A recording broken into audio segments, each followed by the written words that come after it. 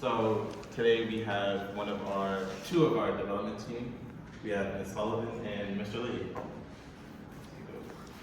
We're going to talk about anything school related, because our catch project, we were doing students, we would get food, and then we would interview. So we did Felix and Christopher Goldman. Now we're taking our shifts to teachers and administration. So Ms. Sullivan, we know that you do development, but what do other kids don't know that you do? Like you mean outside of development? So I coach the boys volleyball team and I run a theater program with Ms. Navarez. Take us down the track of getting into volleyball, because we know you're stuck in this office or just running around school. That's a good question. So I always wanted to get involved in athletics, but because of theater and development requirements, I really haven't had time. So when the position opened up this year, a lot of administration was kind of like nudging me, like, oh, like this is right up your alley. So thankfully, like they believed in me, and I was able to take it on. It was tricky because theater and volleyball are the same season, so it was a lot of running back and forth and like learning how to be a coach. But I've had collegiate coaches come in and help me learn how to coach the boys. I've taken them to tournaments, so far it's going well. And our record is 4-2 right now, which I'm very happy with. And we're not going to lose another game. So That's good. Do you have any experience playing volleyball? yeah, I played when I was little. Then I played here. I did intramurals in college. Now I play beach. So it's a lot of fun for me too. Mr. Leahy, is there anything that you do outside of development that students don't know? Sure. So I coach a couple of teams. I coach the golf team here, and I coach the ice hockey team. I used to coach the last year I spent 1 year with the boys soccer team as well. And the 4 years previous, I was coaching the girls soccer team. A lot of success there, and a lot of fun with the girls, and now obviously just the hockey team and the golf team. Take us down the track that got you into hockey, because I know that's a word right around the school that you are the hockey coach. Yeah. So I've been playing hockey my whole life. Back in 2000, a very good friend of mine, who was one of my first hockey coaches, and then we became friends, was offered the job to become the JV head coach here. He asked me to come on as an assistant coach, which I jumped at. And then we spent a couple of years at JV, then we moved up to the varsity. And I've been the head coach now since the 2012-2013 season. The golf team I took over in 2005. The coach before, I should say two coaches before me, left, and then we had an interim coach in between, and the team kind of fell apart a little bit with the turnover. And then I came in and I started building the team back up from there. This is my 21st season as the golf coach, and now we have 29 kids on the team, so it's pretty good. We've built it up into a really respectable program. I also hear that you were being inducted into the Hall of Fame. Can you tell us what your emotions were when you found out?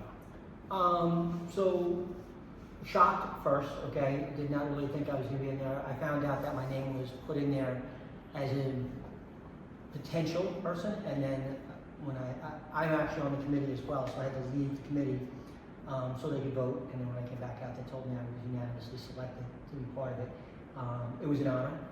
Absolutely, it was humbling as well, and to this day, it still says it's probably 4 weeks ago that I started. It's been a great 4 weeks. You know, as I'm watching social media posts with it, I'm getting contacted by a lot of players that have played for me, a lot of coaches that have coached with me as well. So it's an absolute honor. And you know, since we're in the development room, what started the idea of you guys both working together in development? Well, we were just hired really here. Yeah, we didn't come in together. This is my 10th year now in the development office, and Ms. Sullivan is here now 4 years. This is my fourth. Did any of you guys go to the school? I did. I graduated in 2016. What was the experience like going to school and now working for the school? At first it was really funny because I would walk in and be like, oh my god, I forgot my uniform, I'm gonna get detention, and then I'm like, wait, I'm an adult. It doesn't work that way. It was funny trying to call teachers that I had by their first names since they're coworkers now. So like Mr. Kirk, it took me like 3 years to call him David. So it was things like that were funny, but it's also nice to be on this end of it. And like, so for instance, like volleyball and theater were two things I did, and now I get to watch you guys do the things I loved as a kid and get to watch it on the adult end. So it's been like a nice experience. What's the experience of performing for theater and actually directing it now? I think I like being on this end of it better.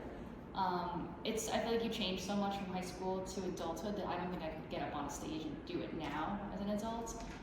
But they're really surprisingly very different experiences, even though it's the same program.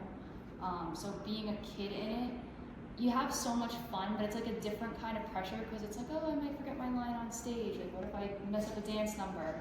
Whereas on the adult end, it's almost like, obviously they're not my kids, but it's almost like having 100 kids that are stressed and coming to you for support, and you don't want them to mess up. So instead of just worrying about yourself, you're worrying about like everyone. So it's a different experience, but I like both. I'll ask. So since you're both coaches of a team, I'll ask you individually. Like, how do you deal with like a tough loss or something like if you in a really important game and like you guys lose and it's like really disappointing? How do you deal with not only your emotions but the players' emotions as well? That's a good question, especially because it's my first year coaching. It was something that I wasn't prepared for. So we've lost twice now, but they were both in the beginning of our season, so our team was still like finding their bearings. So I think honestly, just being positive about it, like you physically can't win every game you play, it's impossible. So it's making sure that your team doesn't get discouraged about how they played, but it's also about them learning where they did go wrong so that you can fix it for next time. So it's just sort of like, it's hard to be the leader sometimes, especially if you or I are disappointed. You're allowed to be disappointed in my opinion, but you can't be discouraged from moving forward. How do you like keep up team morale? That's a good question too. I've always, Zaire knows from helping me with theater, my tactic, I guess, is very, I don't want to say hands off because that's not the right term, but it's a lot of like group input. So when I was a kid, it was a lot more like, all right, the teacher tells you to do this, like this is your choreography. Whereas in theater, the kids all do it together, like they block together. And in volleyball, I do pause a lot and ask for input, like how do you guys feel you did that game? Like where do you think it could be better? So it's using the players to figure out how they're feeling too. And sometimes if I feel like there's a disconnect between me and the players, I'll ask one of my captains to like gauge how everyone's feeling for me so that at least they can talk together without the adult being there. All great points, by the way. Thanks. So tough losses, you kind of have to have your poker face on a lot, right? You can't let your emotions ever overtake how you're going to respond. Very important when you're coaching high school players, 15, 16, 17, 18-year-old kids, that you have to be the leader at all times. So sometimes, as Ms. Sullivan was just saying, you can critique them, right? But sometimes that's not the time to do it. Sometimes you can pick them out once in a while and say, listen, this is where we made mistakes. We don't ever really throw blame around, right? I always say, we're going to win and lose as a team, and that includes the coaching staff as well. So it's really, really important. And you have to understand, like, the old saying, there's W's and L's, right? There's wins and there's losing experiences. Not losses, losing experiences. So every time you don't win a game, you can learn something from it. And that's super important. You have to take a positive out of everything every time you get on the ice, every time you get on the court, anything you do, you have to take a positive from it. As far as dealing with emotions and stuff with the team, there's no blanket that you can just throw over and say this works. Every kid reacts differently. You have to understand them. You have to really get the pulse of your team.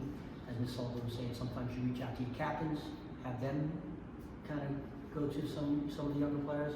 Sometimes you go to them directly. Sometimes you might yell, an overall thing, saying we did this wrong. Meanwhile, it was one young man or one young girl that made this mistake, but you're going to say we did this wrong. We have to cover this person. We have to do this. So there's a lot of different ways. Unfortunately, there's no golden egg that you can just use to answer anything like that.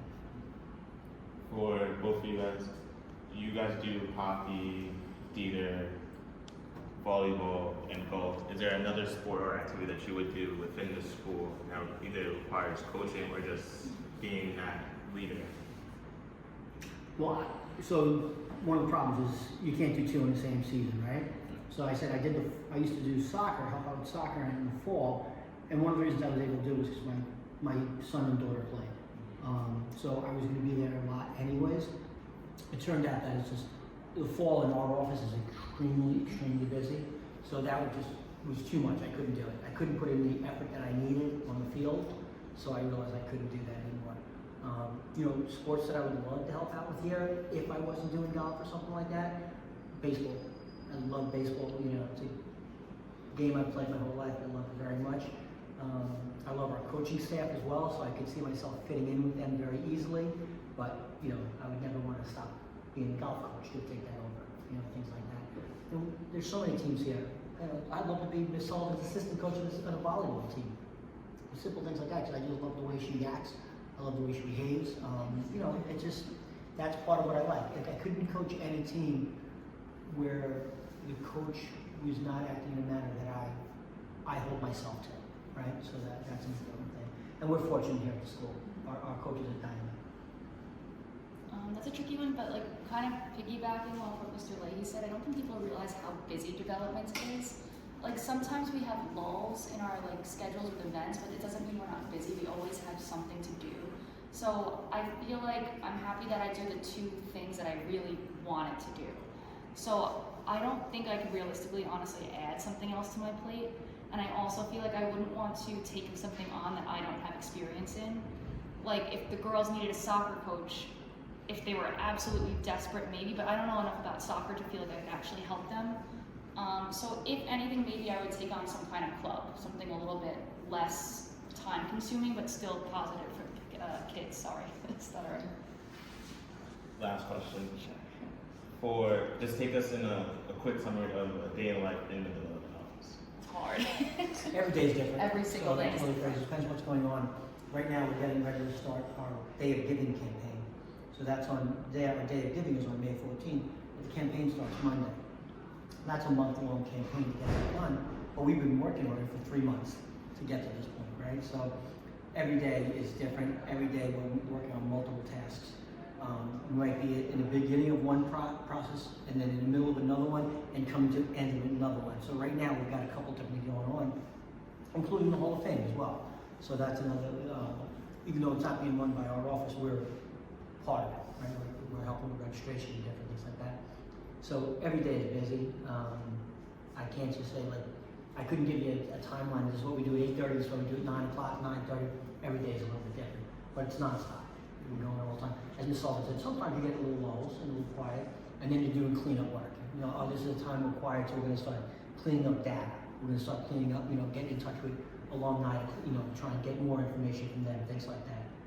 So we'd like to call it downtime, but there's real no downtime. Yeah, no. There's days where all I do is sit and work on the database or make spreadsheets, and then there's other days where all we do is run around setting up for events and cleaning things, and you're calling the caterer, and it really, really depends on the day. But I like that it's not the same things every day. It keeps it interesting. Last Thursday, I went out to lunch with one of our alumni. So I went to the city to meet someone, an alumni who's just like you guys.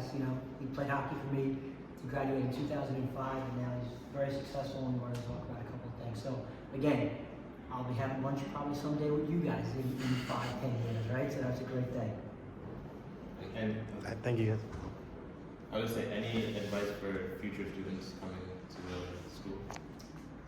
I think the biggest thing about this school that not every school offers is that you can do anything you want here. You can be on the volleyball team and have the lead in the play and be in board game club and be an ambassador. I don't think there's really a situation where we would tell you, no, you absolutely can't do these things. So if there's something you're even a little bit interested in, just do it. Just try it. Because what happens? You don't like it, you don't do it again, but you don't have to regret not trying something. So that's the biggest thing I would say. I would piggyback exactly what you're saying. I always tell kids when you get in here, jump in, do things. You haven't tried it, try it anyways, okay? As Ms. Sullivan was saying, we won't limit you in what you can do here. As long as you can handle it and you can time manage, they'll let you do anything, right? My daughter graduated 2 years ago. She played 4 sports here. There's only 3 seasons and she's playing 4 sports. She was able to do that because she's got that time management skill, and it helped her even develop that to a stronger point. And she's taking that into college in a very great way. This is a phenomenal school for 1,000 different reasons. We have a great family atmosphere here. You have an opportunity to play different sports here. There's certain schools you go to, like Ms. Sullivan was saying, if you play one sport, that coach might not let you play something else. You're going to need to, sit here with us for 12 months a year, and this is what we're going to do.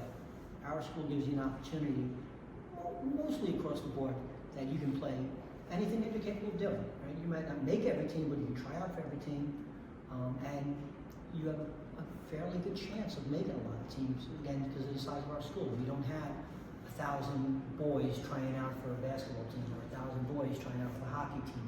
Although the hockey team actually is co-ed, we've had a couple of girls on it as well. So you have a lot of opportunities here. And then the clubs, another thing, right? You'll find clubs that are so interesting, and you find things, maybe you've never done it before, but all you need is that little introduction to it and say, wow, this is really cool. And that's really the most important thing. Don't be an 8 to 3 o'clock kid, right? Don't get here at 8 and run out that door at 2:40. Get involved in something, and make your 4 years, meaningful here. That's what I try to tell every kid coming. Thank you. Thank you, Thank you. guys. Right? Thank you, guys. Good stuff, guys.